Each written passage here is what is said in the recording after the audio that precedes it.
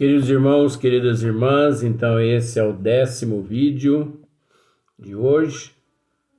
Então, como dissemos, hoje nós gravamos um pouco mais, porque esses dias nós vamos descansar um pouco.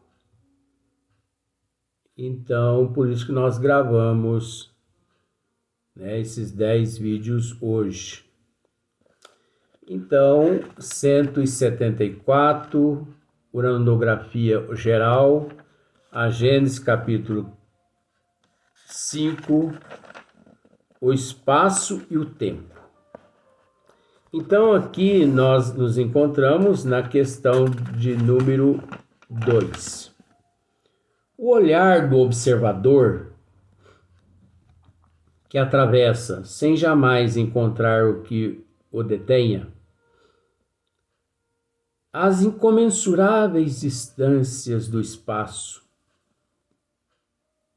e o do geólogo, que remonta além dos limites das idades, o que desce às profundezas da eternidade de falsas escancaradas, onde ambos um dia se perderão, atuam em concordância com um na sua direção para adquirir essa dupla noção do infinito, extensão e duração.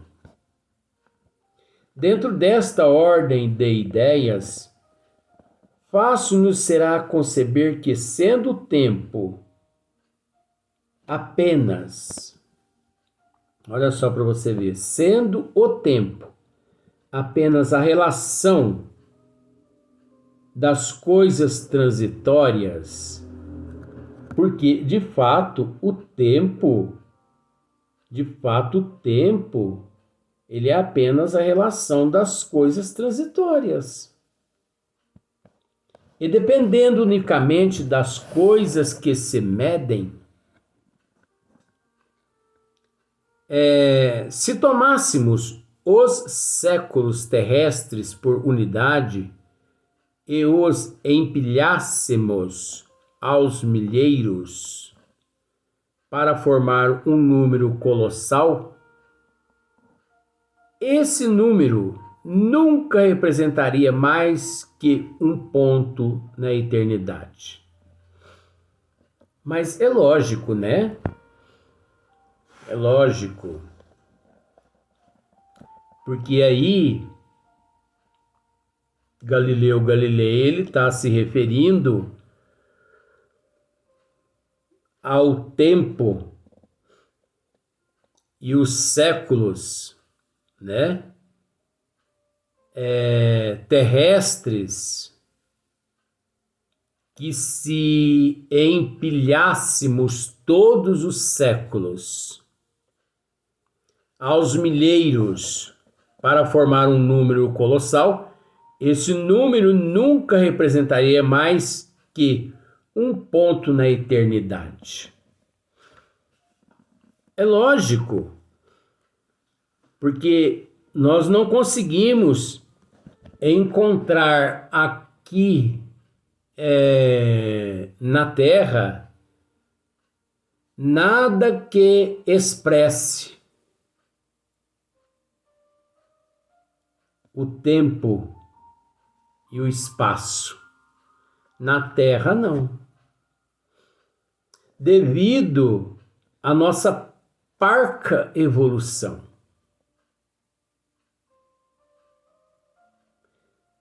Na eternidade, numa condição mais evoluída, pode ser que encontremos, mas mesmo assim não será suficiente. Então, um ponto na eternidade. Do mesmo modo que milhares de léguas adicionadas a milhares de léguas não dão mais que um ponto na extensão. Então, olha só, é lógico que Kardec aqui, ele usa léguas, porque como já dissemos, naquela época de Kardec, naturalmente, os astrônomos, né, a astronomia, eles não usavam anos-luz. Creio que isso, anos-luz, não tem, na astronomia não tem nem 100 anos. Ah, eu acho que não tem nem 100 anos, não. Tem menos de 100 anos, bem menos. Mas na época de Kardec estava certo colocar léguas. Agora, contar as léguas até chegar a 10 anos-luz é quase que impossível. Então, o ser humano ele nunca teve noção da imensidade, da imensidão, da grandeza dos universos, do universo, das dimensões, do espaço e do tempo.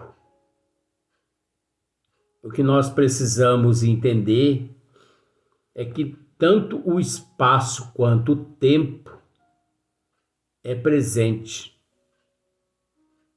É defendido por outros sistemas de uma forma diferente que a gente respeita, mas é preciso voltar àquilo que eu costumo dizer: o espiritismo nunca se detém onde as outras ciências se detêm. O espiritismo não se detém. E o espiritismo não quer nem saber a posição da pessoa. O espiritismo é fato. E com fato não se discute. Com fato não se discute. Não se discute com razão. Você só discute quando você não tem certeza. Mas quando você percebe que a outra pessoa está com a razão, está com o fato,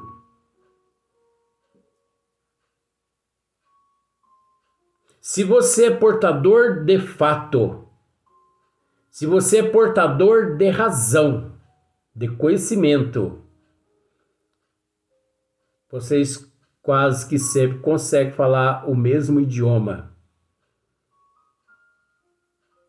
Agora, quando um detém fato e o outro não detém fato, mas que ao mesmo tempo batem boca, pode ter certeza que, mediante as leis de Deus, ninguém tem razão.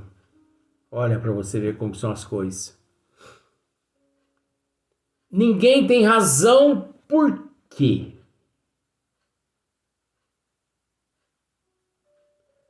Porque quem não possui o fato é ignorante das leis por natureza.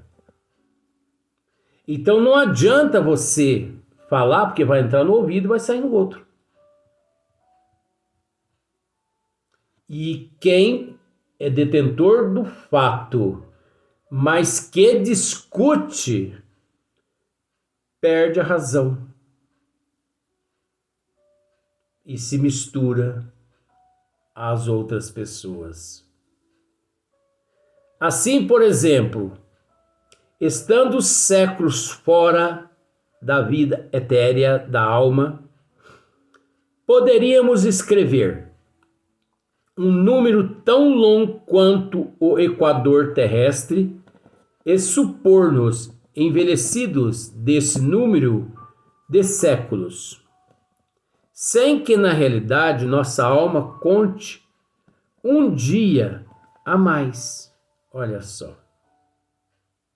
E juntando a esse número indefinível de séculos, uma série de números semelhantes, longa como daqui ao Sol, ou ainda mais considerável, se imaginássemos viver durante uma sucessão prodigiosa de períodos seculares representados pela edição de tais números, quando chegássemos ao termo o inconcebível amontoado de séculos que nos passaria sobre a cabeça, seria como se não existisse. Diante de nós estaria sempre toda a eternidade. Olha só. Diante de nós estaria toda a eternidade. Então a gente respeita, mas não significa que respeitar você tem que consentir. Não significa que respeitar é você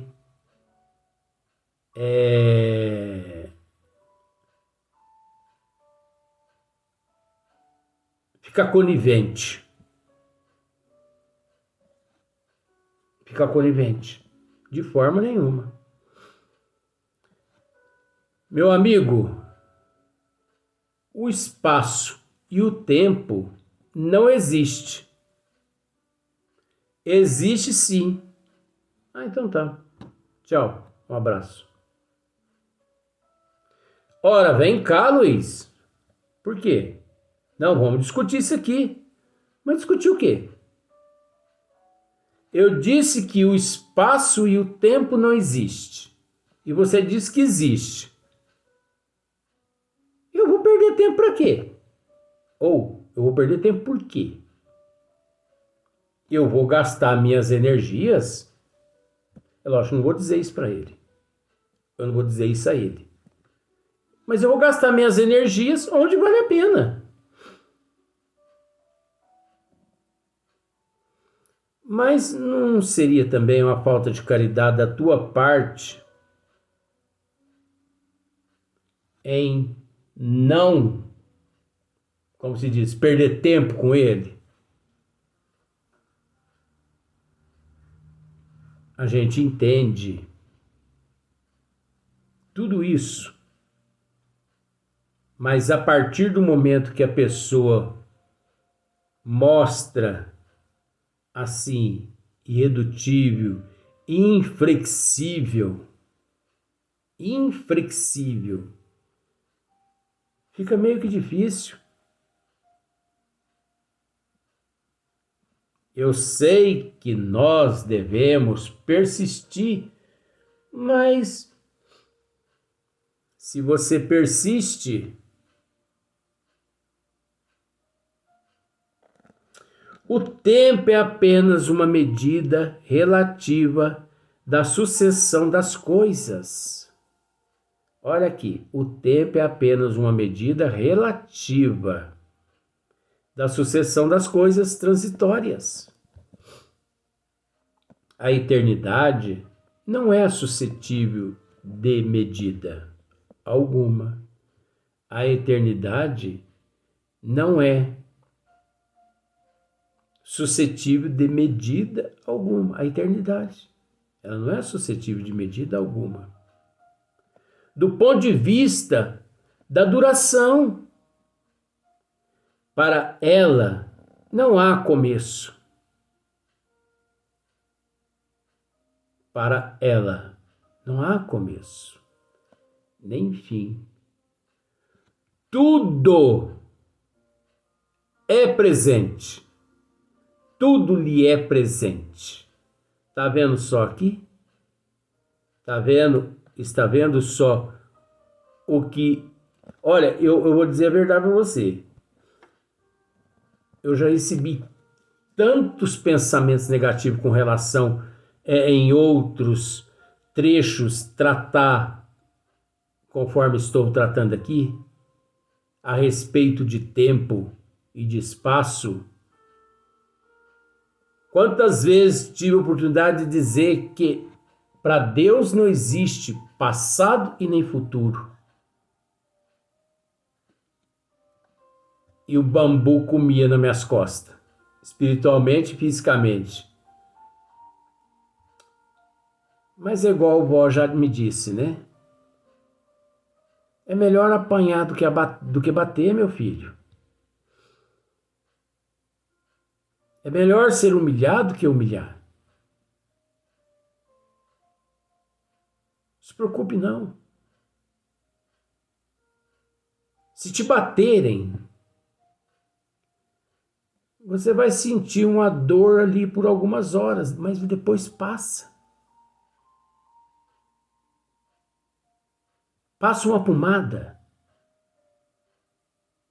mas não revida. É, só a senhora mesmo. Se séculos de séculos são menos que um segundo relativamente à eternidade, que vem a ser a duração da vida humana? É isso daí. Olha só. Se séculos de séculos são menos que um segundo relativamente, são menos que um segundo relativamente à eternidade, que vem a ser a duração da vida humana? Um dia é um direito seu acreditar ou não. Cada um é cada um. Mas no estudo, né, que a gente participa na colônia do professor, eu peguei e tive a oportunidade de perguntar ao professor. Eu peguei e perguntei para o professor: "O professor, a humanidade hoje, nós hoje, como podemos nos considerar?" Observa só a pergunta, hein? Hoje, como podemos nos considerar? Ele também foi assim muito claro, ele foi muito objetivo. Ele falou para mim assim: "Meu filho, na condição que todos nós nos encontramos hoje, na condição de hominal, vamos pensar assim, todos nós não passamos além de um esboço em fase de experimento, sujeito a milhões de transformações." Gente do céu, eu não acreditei na hora que ele me disse isso. Sujeito a milhões de transformações. É a evolução por toda a eternidade. Mas olha o que ele disse: todos nós não passamos além de um esboço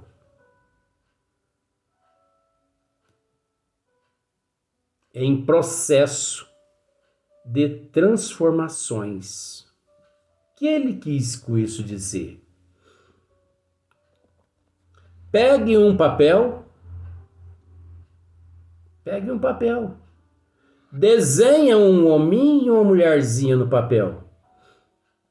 Aí você vai me dizer: mas o que significa isso? Isso é um esboço. Nós somos meros com isso, nós somos meros e insignificante projeto em processo de avaliação para que possamos seguir adiante ou nos estacionar, já que não existe o retrógrada. Agora, esse estacionar é um período na evolução que depois aquele esboço, aquele projeto, ele novamente se reanima e dali em diante ele continua o teu ciclo evolutivo.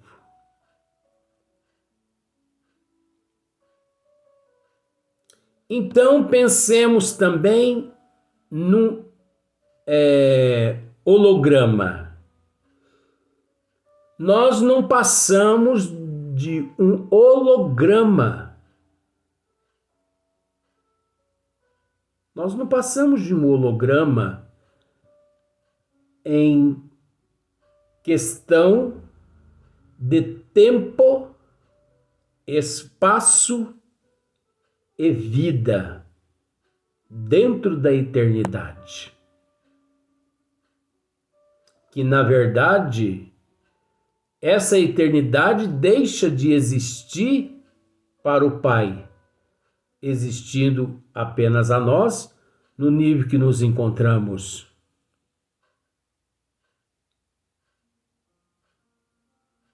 No nível que nós nos encontramos, essa eternidade no nível, ela existe porque nós necessitamos dela. Porque esse projeto,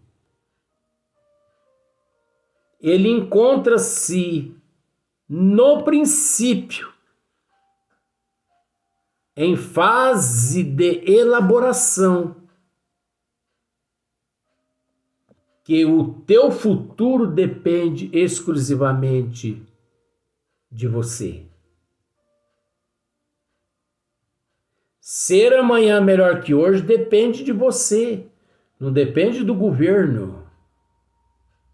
Não trabalhe para você ver o que acontece com a tua situação financeira.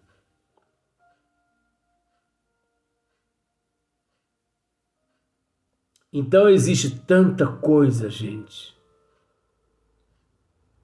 que nós podíamos dizer com relação ao tempo e o espaço, mas creio que aqui nós já esclarecemos um pouquinho além, porque todos os sistemas sempre acreditaram no finito, né?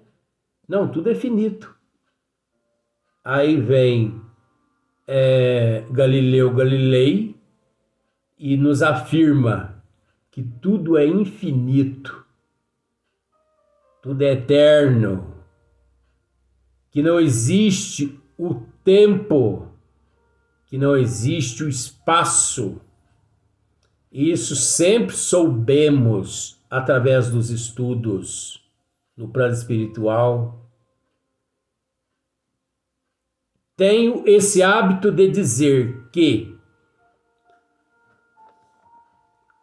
no universo todo não existe sequer 1 milímetro que não seja ocupado.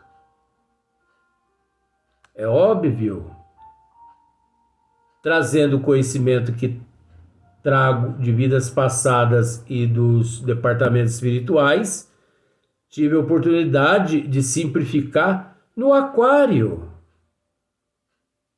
No aquário você não vê água límpida e cristalina, mas você vê o peixe navegando para lá, para cá. Mas se você introduz a mão no aquário, você molha a tua mão toda. Assim é o tempo. Assim é o espaço. Todo preenchido. por elementos divinos, elementos do fluido cósmico universal que encontram-se além das matérias conhecidas aqui no corpo físico, que, por incrível que pareça, vai ser o próximo tema, a matéria, vai ser o próximo vídeo, é o tema do próximo vídeo, mas no próximo dia, o dia que nós retornarmos.